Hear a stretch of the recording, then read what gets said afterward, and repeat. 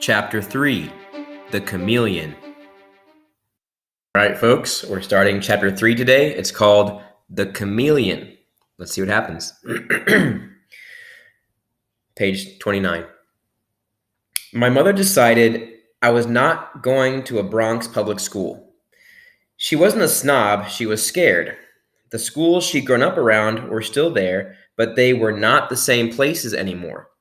The buildings were a heap of crumbling walls and chipped paint. Even if you were among the lucky 50% who made it out in 4 years, there was no guarantee to be prepared for college or a job. Things were falling apart inside, as they were out in the streets. The halls of the schools were no safe harbor from the chaos outside. No matter how much the neighborhood around us seemed ready to rot, my mother was determined to see us through. Since we'd arrived in New York, she'd been juggling jobs to help provide for us 3 kids and her parents, doing anything from freelance writing for magazines and television to acting as a furrier's assistant.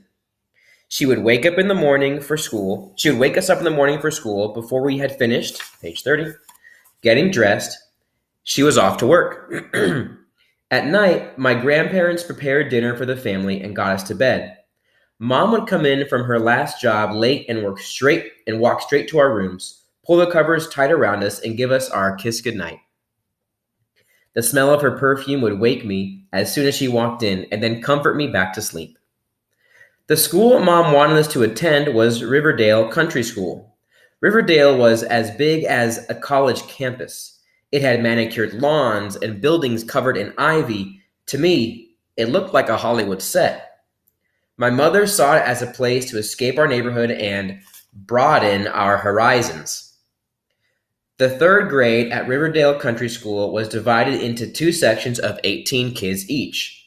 I was the only black boy in Section 1. There was another black boy in Section 2. We found each other fast. His name was Justin, and we bonded the first time we met. We had the same haircut, a towering box cut, like one of our favorite rappers, Big Daddy Kane.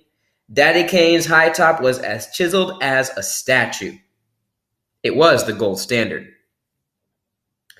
Justin lived in the Soundview projects just minutes away from our house in the Bronx.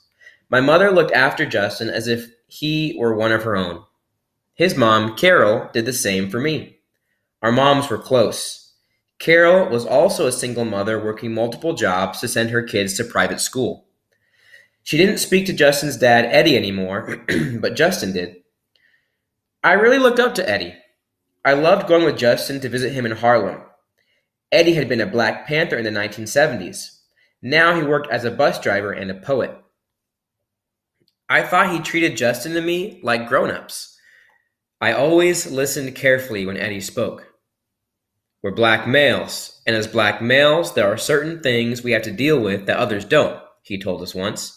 Just like every kind of person has problems that only they have to cope with, as black men, we have to carry that weight and stay strong and proud. 2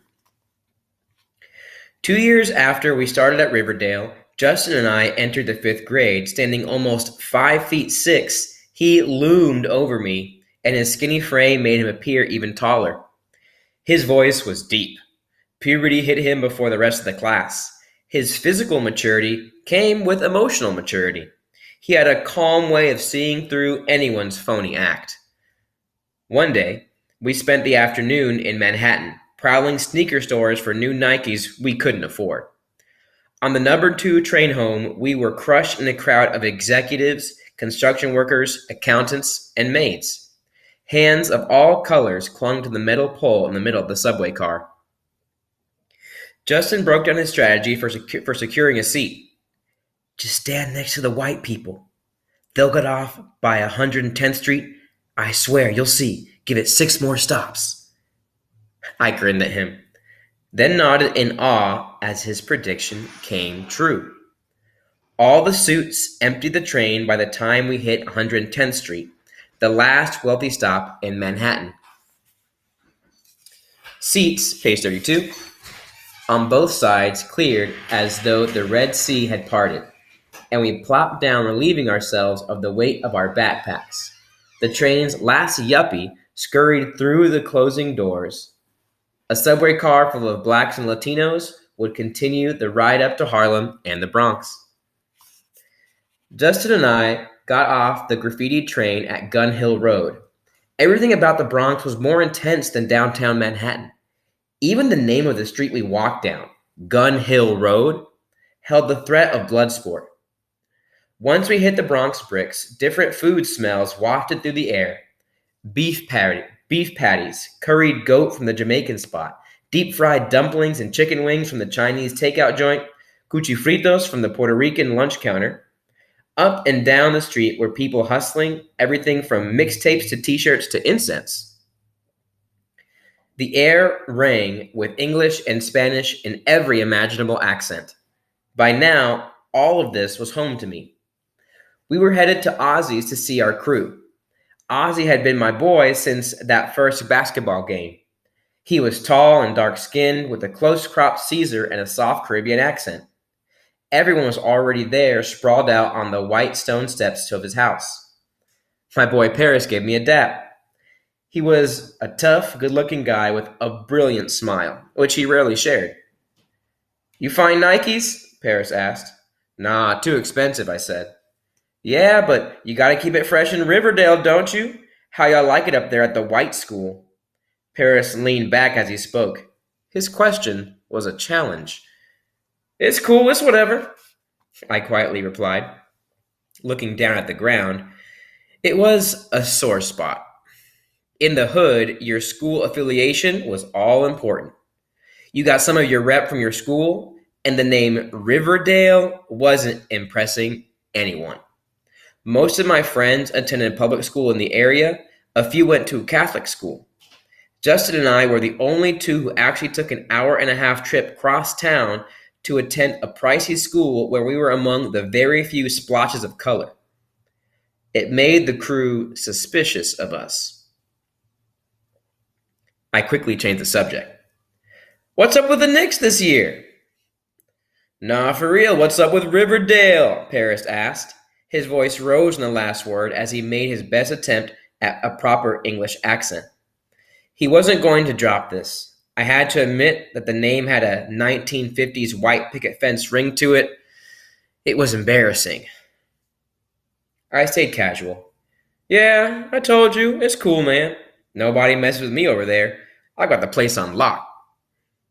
From the corner of my eye, I caught Justin shaking his head with amazement at the nonsense dribbling out of my mouth. I could feel the burn of his skeptical stare on the side of my face, but I pushed on.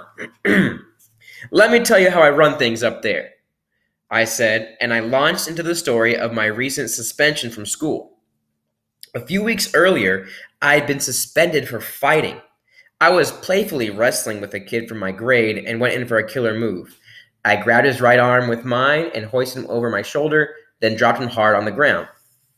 The fall was awkward, and he landed on his head, opening a small but surprisingly bloody cut. We're on page 34.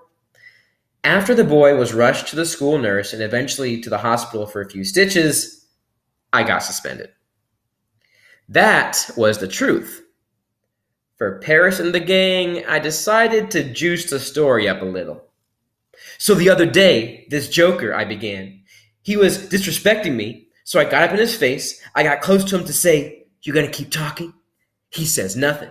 So I pick him up over my head and slam him to the ground. I'm standing over his body. He's bleeding at this point, and I'm taunting him like Muhammad Ali over Sonny Liston. I'm like, 'I dare you to get back up.'" Everyone looked to Justin as a witness. Justin was grimacing. He knew my attempt to sound legendary was, in fact, just a legend. And as he let the rest of them know it too. The more I blushed, the more they cracked up, and vice versa. I was saved from their mocking when a man stumbled toward us. His hair looked as if it hadn't seen a comb in weeks. His sneakers were caked with dirt. Only one of them had a lace. "Can you brothers spare some change? I need to make a phone call," he stuttered. An odor like that of rotten fruit surrounded him. Ozzy responded first, his Jamaican accent a little thicker than usual. "Get out of here, man. Nobody has any change for you." The man slowly shuffled away, looking back over his shoulder every few steps, as if he were expecting one of us to, page 35, overrule Ozzy's rejection. Ozzy shook his head in disbelief and said, "If the dude wanted to buy some rock, he should have just said it. Who was he going to call if we gave him some change?" We all laughed as the man staggered back up the block to look for sympathy elsewhere. Drugs were not new to the Bronx. Marijuana, cocaine, and heroin had been around for years, but crack was different. It was easy to get and insanely strong and addictive. After it hit the scene in the early 1980s, it didn't take long for crack to put a stranglehold on many communities. The Bronx was one of them. I was an eyewitness. My friends and I traded stories we'd overheard or things we'd seen. A father left his family and robbed his parents for money to buy rock. A pregnant mother sold her body to get another hit. Someone's grandmother blew her monthly Social Security check on the drug. Crack was also different in the way it got passed around. There was so much money to be made that drug gangs started hiring more and more people to work for them. Some of my best friends got sucked into the game. The surge in drugs was matched by a surge in guns. Guns not only became more accessible, they became more sophisticated. What my grandparents called foolishness spread from the gangs to the rest of the neighborhood. Turf wars got deadly fast. There was fear on all sides. And just as bad, everyone was on the defensive. From the early 1980s to the end of the decade, there was an almost 61% jump in the murder rate in New York City. Page 36. When I look back now, it's almost surreal. In 2002, there were 417 homicides in the city. In 1999, there were 2,605. Those murders were concentrated in a handful of neighborhoods, and the victims were mostly from a single demographic group, young black men. You would have been safer living in a war zone than in some of those neighborhoods. We laughed at the panhandlers outside Ozzy's house that day, but there were thousands of people like him throughout the city. The sun was beginning to set, so Justin and I knew we didn't have much time to get home. We didn't need to check our watches. We were starting to feel the fear that crept around the edges at dark. "Stay cool, tough guy," Paris cooed at me, and as Justin and I walked off, I shook my head to show I didn't take him seriously. Taking the subway home after dark was a different journey from the one we made in the afternoon. There were rules to follow. Never look people in the eye. Don't smile, it makes you look weak. If someone yells for you, just keep walking. Always keep your money in your front pocket, never in your back pocket. Know where the dealers and the smokers are at all times. Know where the cops are at all times. Justin and I kept a strut in our step, tried to keep it cool, but as we made our way to the train, we were practically speed walking. "Did you study yet for the English test on Wednesday?" Justin asked. "Nope," I said. "You know they're going to put you on probation if you don't start doing better, man." I knew, but I didn't like getting a lecture from him, in addition to the ones I got at home. "The problem isn't what I study or don't study," I began. "The problem is they don't understand my whole situation. I mean, I've got a long trip to and from school every day, not to mention that my father is dead, my mother's overworked." I trailed off when I felt Justin's withering glare. Justin had it as hard as I did, worse in some ways, but he still got the best grades in the class. For a moment, we didn't speak. I wanted to break the awkwardness. "You know what?" I said. "My mother's starting to threaten me with military school if I don't get my grades together." He laughed. "For real?" I nodded. It was true. She even got her hands on a brochure, as if she's actually looking into it. But I knew there was no way my mother would allow her only son to be shipped off to military school. Regardless of the grades, regardless of the suspensions, it was too far, too permanent. Maybe she'd shift me to a school closer to home, maybe a public or a Catholic school, but not a military school. And she needed a man in the house to look after Shawnee and Nikki, not to mention her, right? In Caribbean households, boys were treated like princes. She was bluffing. And what was military school anyway? A bunch of country, page 38, folks waving flags and chewing tobacco, screaming at kids to crawl through mud, and why? To prepare them to get killed in war? My mother wouldn't even let me have a toy gun in the house. It was absurd. We'll see what happens, Justin said with a smirk. Yeah, we'll see, I confidently replied. I started to think about Paris. What I couldn't express to him and the other guys was that I felt weird about Riverdale too. I got a crazy current of emotions whenever I stepped into campus. Every time I looked around at the buildings and the trees and the views of the river, I was reminded of the sacrifices my mother was making to keep me there.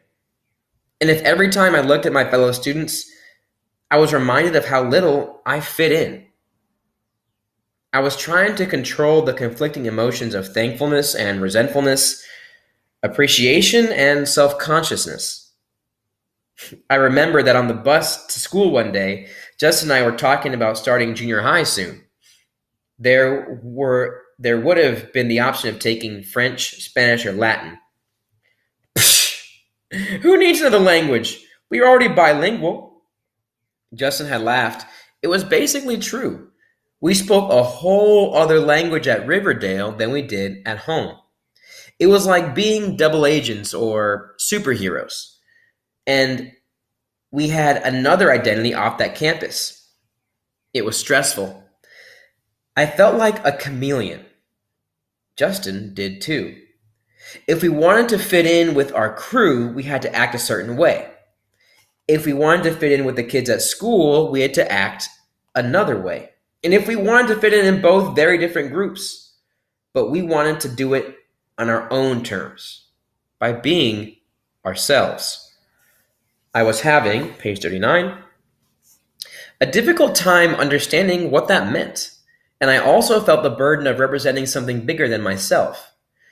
There was an increasing need to wear the mask wherever I went, and the mask seemed to change based on the audience. It wasn't just that Justin and I were a different race from our Riverdale classmates, though. It was also about money. The Riverdale kids had it.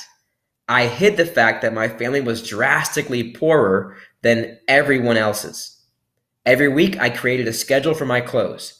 I had 3 good shirts and 3 good pairs of pants. I would rotate the order in which I wore them, mixing and matching so that each day I had on a fresh combination. Later, I even borrowed Nikki's clothes to show some further variation, thinking that nobody would notice the zippers at the bottom of the jeans or the way the hips hugged a little tight. I would just nonchalantly say I was bringing the 70s back.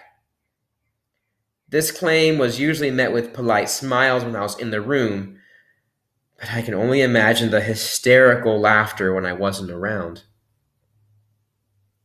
When the kids would talk about the new video game system that was out or how their family was going to Greece or Spain or France during summer vacation, I would sit silent, hoping they wouldn't ask me where my family planned on summering. At times, I would try to join in, talking about the vacation home my family had in Brooklyn. The vacation home I was speaking about was the church where my grandfather led a congregation. But Flatbush Avenue wasn't exactly the French Riviera. Whenever I hung out with my school friends, we went to, page 40, their homes, not mine. I was ashamed of being embarrassed about my home, but I didn't want to have to explain our differences to them. One day, I broke my own rule. It was my Uncle Howard's idea. He was my mother's brother, and he always kept an eye on me. I think he sensed my frustration with living in separate worlds and thought sports could unite my neighborhood friends and my wealthier classmates.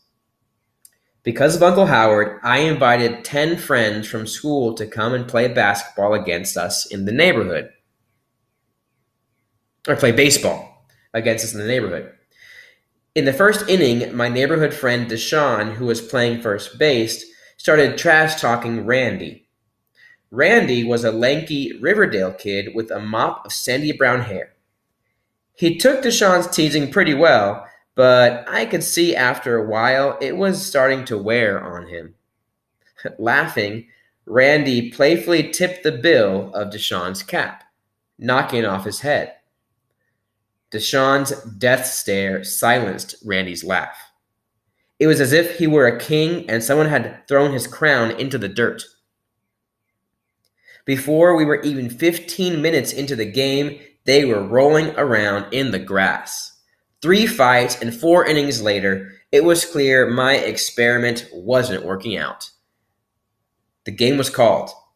All the players retreated to their separate corners, to their separate worlds. All except me, still caught in the middle. Right. That concludes chapter 4.